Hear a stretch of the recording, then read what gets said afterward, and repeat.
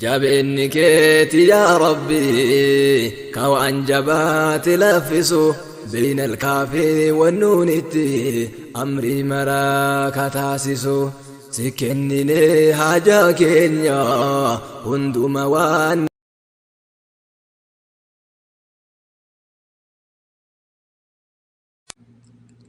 السلام عليكم ورحمة الله وبركاته. كبجمتوتا في جالتمتوتا هردفتوتا شاينا لروزاتو بأرس جراجرتوف بكجراتن بكجرتنيتي نجاح مني ربي أكتما جال اللي في كبجني أنا سنيف كوني كورا كان مدي كلين سران براري سنا حقا كبون سنين جل إتان سودان أجاو كبدني بيهو كبدن جالي كان كوبي فتي ودولي أرمان جدي كان إسنجي سوتا دورارتي أنغفوت أودو magaalaa Finfinneetti adeemsi baruuf barsiisuu bara barnootaa 2014 eegalame. Miseensotaa fi hooggantoota humna eegdota Riippaabilikaaniif guddinni sadarkaa laatame. Ministeerota haaraa muudamaniif leenjiin laatamaa jira. Guyyaan kabaja alaabaa yeroo 14ffaaf sadarkaa biyyaalessaatti sirnoota garaagaraatiin kabajame.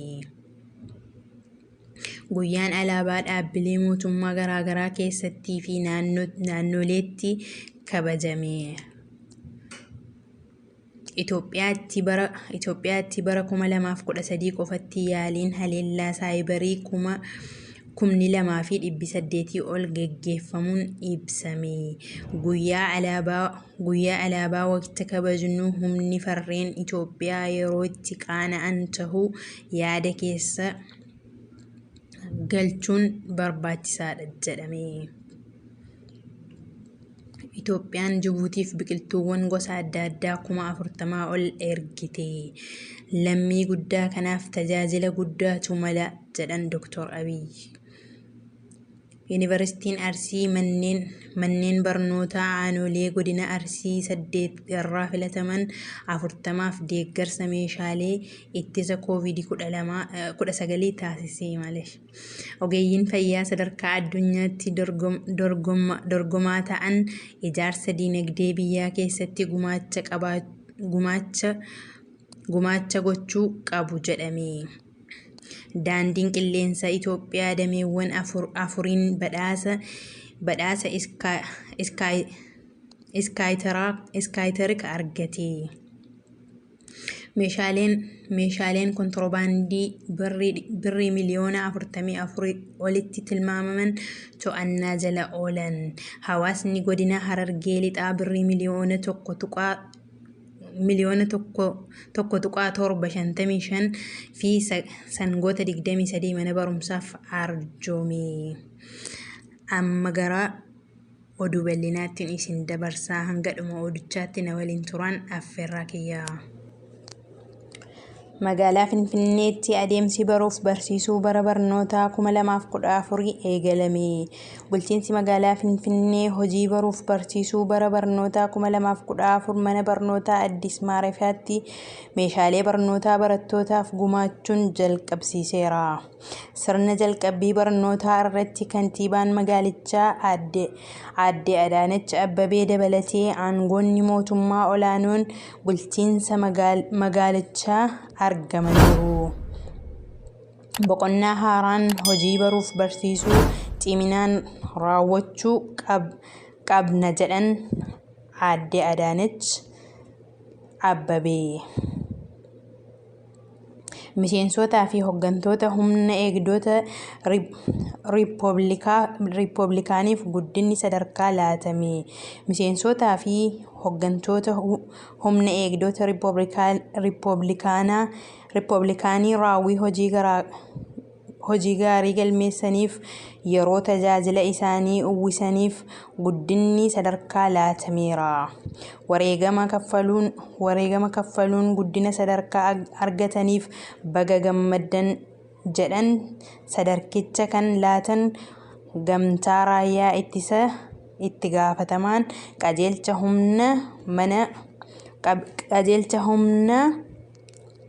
humna namaa Manaajar Jeneraal Haacaaluu Shimallis. Miseensonnii fi hooggantoonni guddina argatan dirqama itti aanu bahuu qabu jedhanii dhaamanii jiru. Ministeerota haaraa muudamaniif leenjiin laatame. Ministeerotaa fi hooggantoota olaanaa mootummaan haaraan muudamaniif leenjiin akkaadaamii hooggansa Afrikaatti laatamaa jiraachuun ibsameera. Hooggansi harka qulqulluu fi haqummaan biyya tajaajiluu akka qaban muummeen ministeera Federaalawaa Dimokiraatawaa Riippaabilika Itoophiyaa Dr. Abiy Ahmed haasawaan bal'insa leenjii irratti taasisaniin hubachiisaniiru. Badhaadhinni Itoophiyaan kan milkaa'u qabeenya qabnu sirnaan misoomsuu, ciminaan hojjechuu, harka qulqulluu fi haqummaan tahuu kaasaniiru.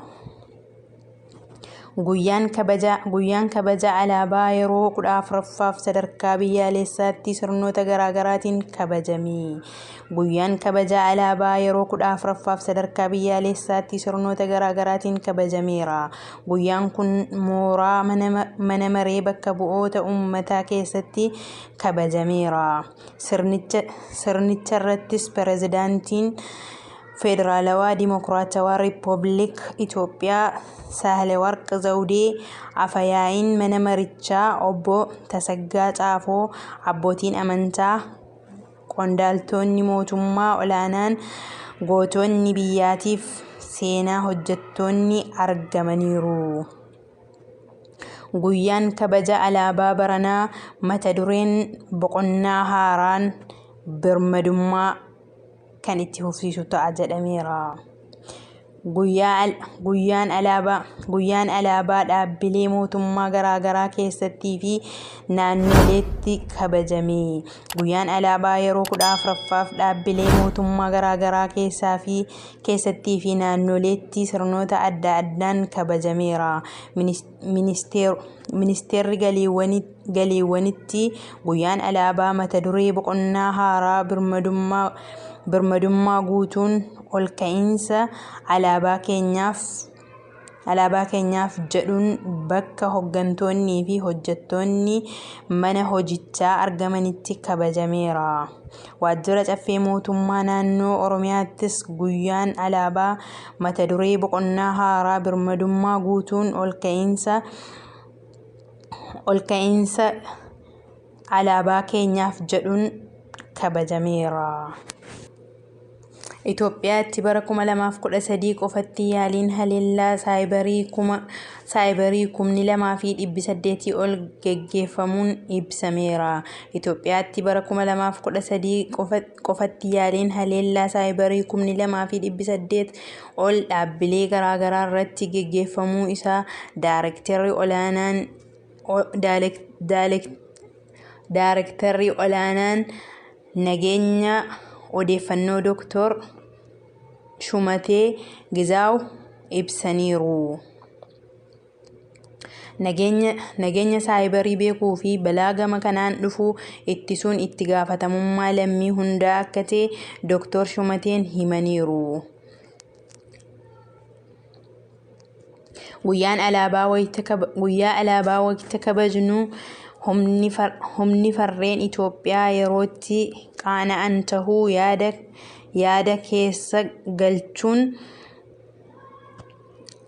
keessa haa galchinu.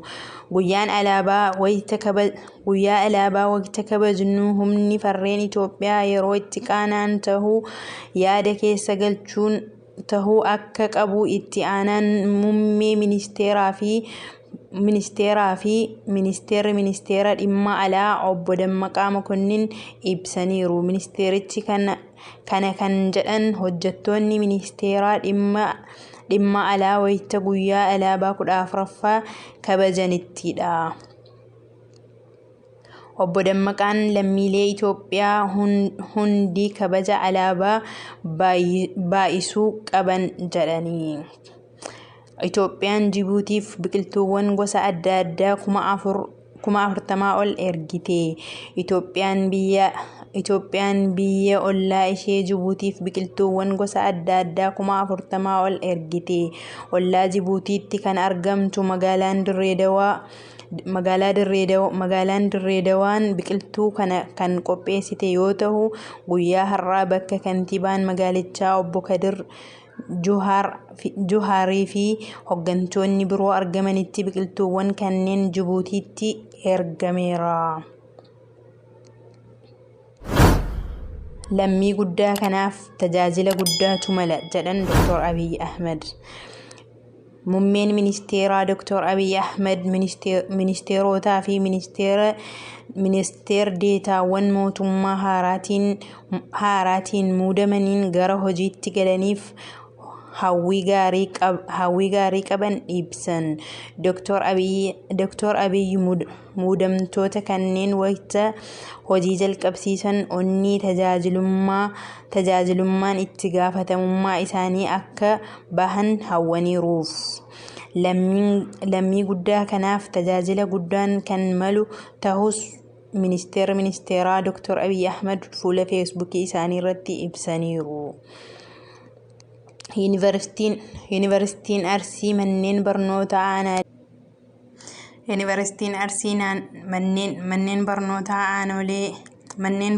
aanaalee godina Arsii 8 irraa filataman 40f deeggarsa meeshaalee ittisa COVID-19 taasise. Yuunivarsiitiin Arsii manneen barnootaa aanaalee godina Arsii 8 irraa filataman 40f deeggarsa meeshaalee ittisa COVID-19 taasiseera. Pireezidaantiin Yuunivarsiitii Arsii Dr. Dhugumaa Addunyaa saganticha irratti argamuun haasawaa taasisaniiru. Vaayirasiin koronaa ammas daraan hammaachaa waan jiruuf barattoonni hubannoo argachuun of eeggachuu irra darbanii maatii isaanii hubachiisuun vaayirasicharraa baraaruu qabu jedhan Dr. Dhugumaan. Ogeeyyii fayyaa sadarkaa addunyaa irratti dorgomaa ta'anii ijaarsa dinagdee biyya keessatti gumaacha gochuu qabu jedhame. Ogeeyyiin fayyaa tajaajila ogummaan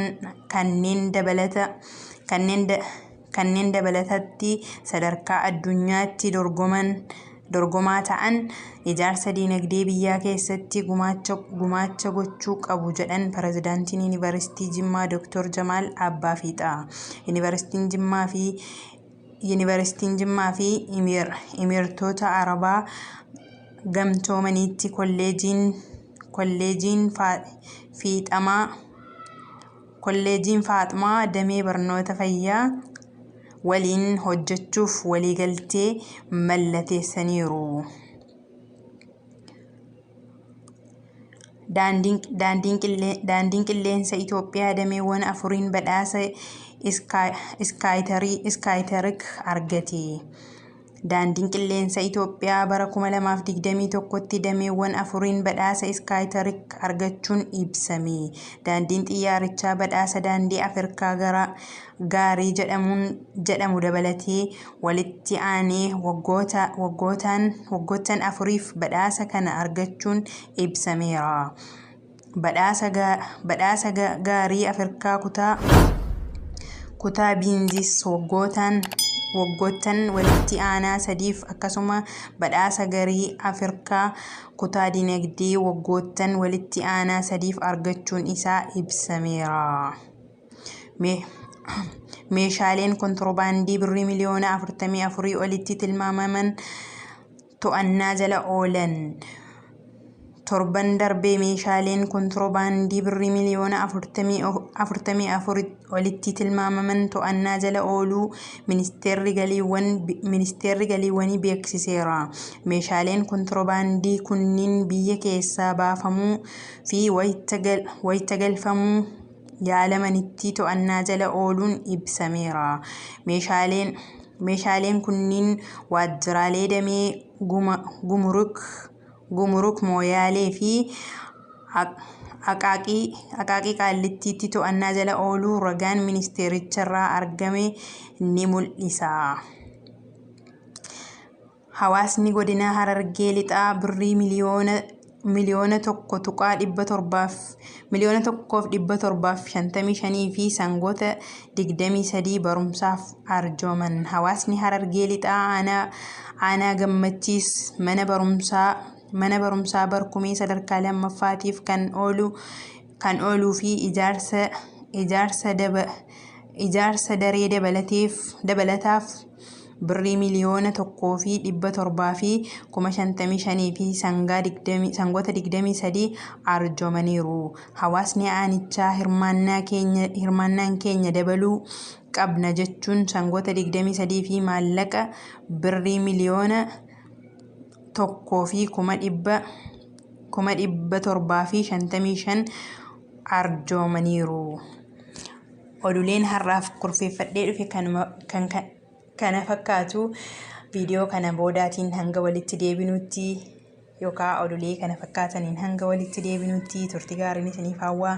Waan na daawwattaniif guddanaaf galatoomaa. Laayikii koomentiidhaan na jajjabeessuu hin dagatinaa. Kan maatii kiyyan ta'anillee maatii naaf ta'a.